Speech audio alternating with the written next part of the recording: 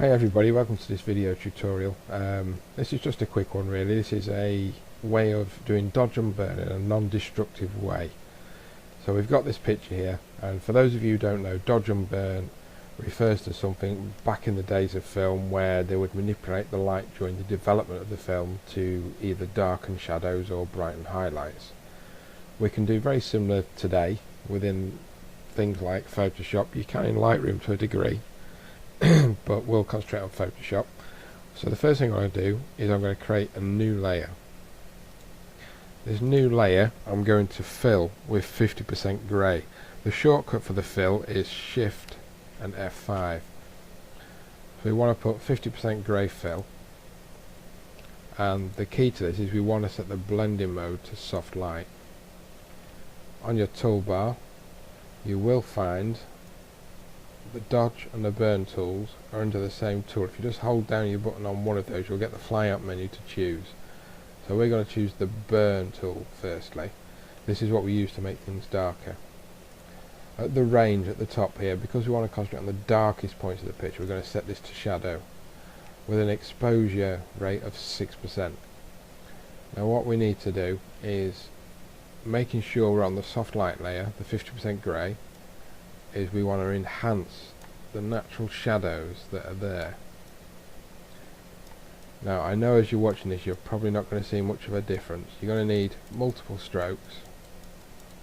You're better off building it up slowly, because trust me, it does go very wrong very quickly, which is one of the main reasons I prefer to do this on a separate layer. Now bear in mind, because we're set to shadows at the top here, it doesn't really matter if we go over highlights. They're not really going to change, because we're only set the target range to affect the shadows, which is going to be the darkest points. So you can afford to perhaps not be as careful as you think you need to be. Now naturally you'll find wherever you have a highlight, you have a shadow either side. So to look for your shadows, you're almost as well to look for the highlights, because these will give you a good indication where your shadows should lie.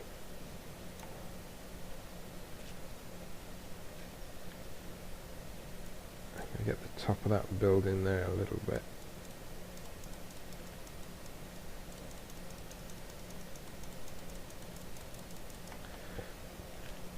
Right, I'm now going to switch to the dodge tool, set the range to highlights 5%, and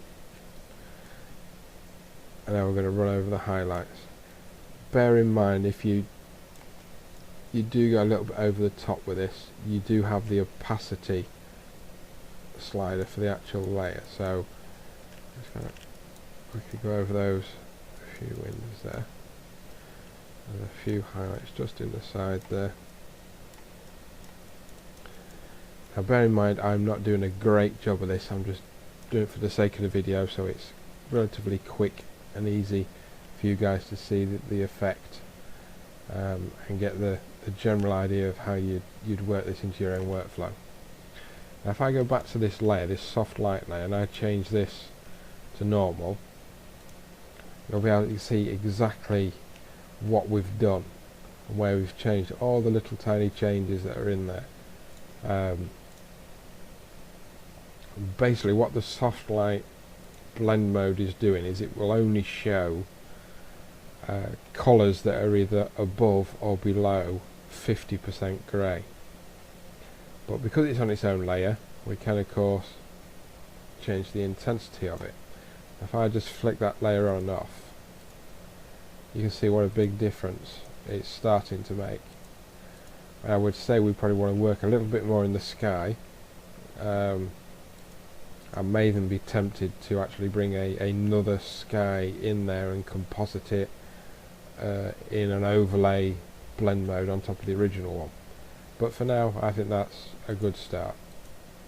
Now what I'm going to do, I'm going to press Control Shift Alt and E. Now what that's going to do is going to bring me another layer at the top, which is essentially a flattened version of these two. So these can essentially go off now. And then what I'm going to do is I'm going to Control J to copy that layer, set the second copy of it to, let's have a look, soft light, and then I'm going to reduce the opacity of that.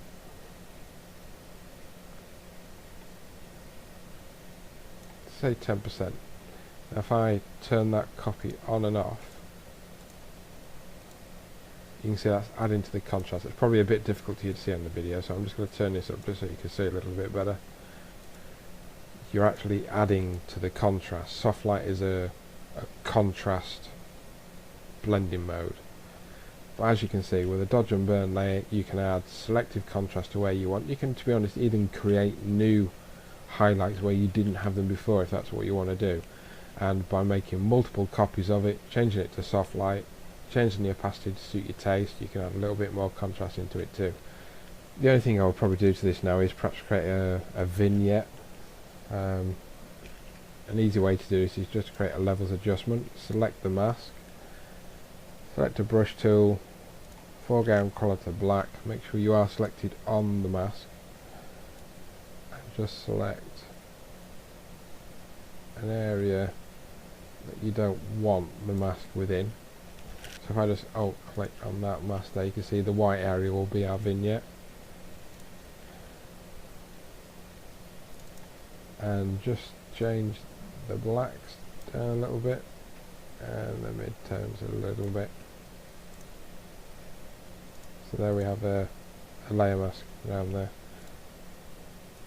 Let's create a bit of a vignette, and if we just turn down the opacity again, just turn it down to suit your taste. Once you're done, you can either select the flyout menu here and flatten the image and save it as a JPEG, or indeed you could save this as a PSD file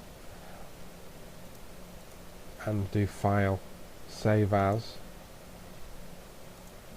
and save a second copy as a JPEG. That way at least you've got the option to go back into work on this at a later date if you want to. If we were editing this a little bit more, I would probably do something about this street lamp in the corner, and maybe look at, like we said earlier on, maybe adding a little bit more texture or depth to the sky. I hope you found this helpful. Do keep watching. Till next time, bye.